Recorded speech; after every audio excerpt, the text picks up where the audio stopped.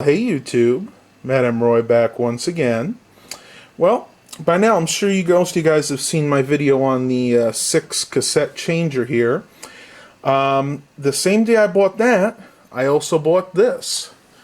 This is a Kyocera model DA-610cx. See if that light helps a little bit.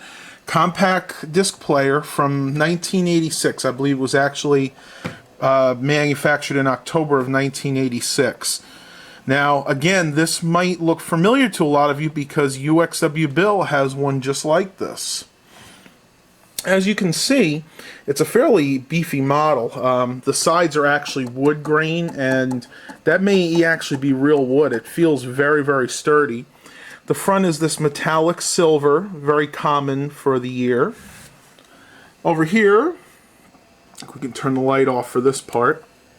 We have power button, timer, off and play, just like you would find on most CD players. A remote sensor. Unfortunately, I did not get the remote with this, which is very typical. But you know what? I really don't need one, and I might be able to find one on eBay if it's cheap enough. Headphone input, the larger 3.5-inch jack. The levels for that. Buttons over here are fairly basic. Open and close, play and pause, stop. And then you have your skip buttons to go from one track to another. And this one actually has separate forward and rewind buttons, so you can actually skim through each track.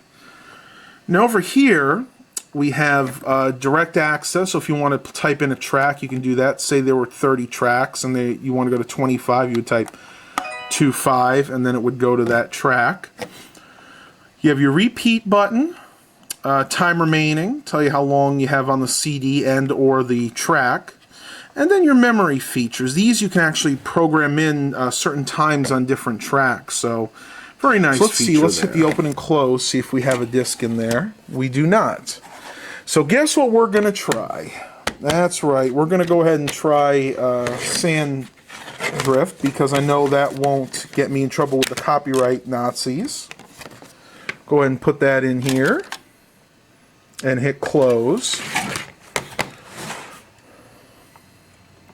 Okay, there's 17 tracks and it's a total of 63 minutes and 44 seconds. And now it says ready again. And as we know, Sand Drift on here is number 7. So let's try something real quick. Because there wasn't a disc in there, that might have been why that didn't work. If I hit memory, okay, now I have to choose the track. So let's say track 7. And I think you have to hit this one here. And you can go track 2. And then let's see what happens when we hit play. Okay, it's just going to track 2. Alright. And see what it is it'll do it in the reverse order. So it'll play track 2 and then I believe track 7 will follow. But let's go ahead and cancel that out because we want to listen to track 7. Actually, you know what? I'm going to play a little bit of this track number 2. This is Ari Rong. This is a Korean folk song. And I think we're safe to do that. So let's go ahead and play that. We'll skip to track 2.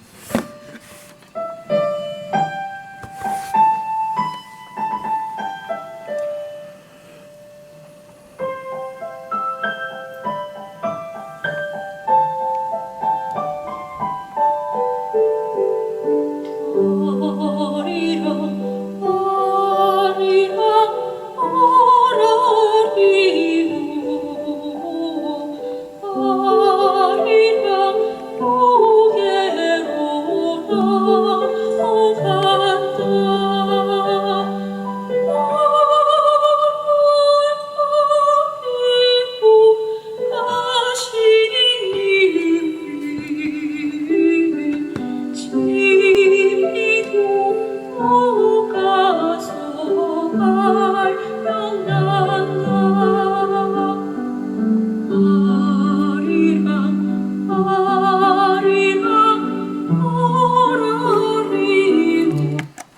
As you can hear, this definitely has very good sound quality, as most of the CD players from this era did.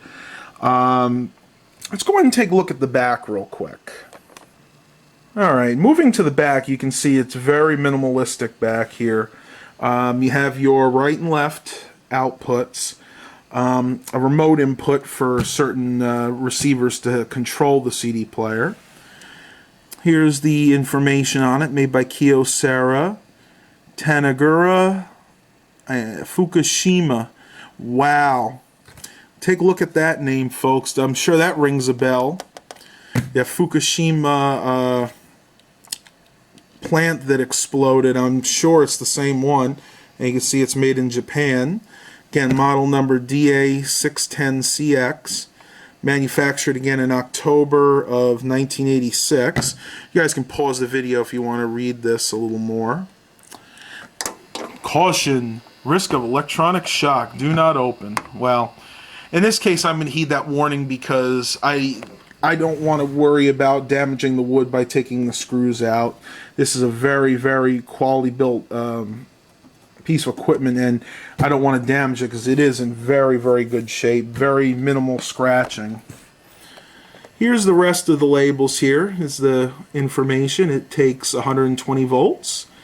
Frequency is 60 hertz, and it consumes 12 watts, which is not too bad for a CD player of this vintage. Again, you can see the information there. It is Underwriter Laboratories approved. And I'm not sure what this light is here. At first I thought maybe it was the laser, but I don't think so. It might just be like a light to tell you that everything's working okay. Alright, so that was just a quick review of this Kyocera, once again, model DA-610cx CD player from October of 1986.